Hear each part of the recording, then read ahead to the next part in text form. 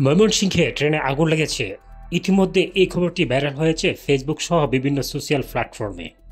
আসলে কি ঘটেছে ময়মনসিংহে? ট্রেনে কি সত্যি আগুন লেগেছে? আপনারা যারা ইতিমধ্যে এই ভিডিওটি দেখছেন, আপনারা যদি ট্রেনে দেখেন বা ময়মনসিংহের ট্রেন থেকে আপনারা এই ভিডিওটি দেখে থাকেন, তাহলে আপনাদের অবগতির জন্য জানানো যাচ্ছে যে ময়মনসিংহে কোনো ধরনের ট্রেনে আগুন লাগেনি।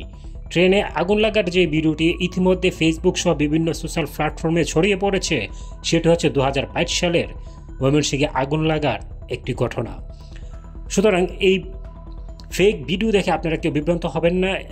কিছু দল রয়েছে যারা ইচ্ছাকৃতভাবে মানুষকে বিভ্রান্ত করার জন্য এই টাইপের ভিডিও সোশ্যাল মিডিয়ায় আপলোড করছে এবং দেশের ক্ষতি সাধনের জন্য তাদের উদ্দেশ্য হতে পারে।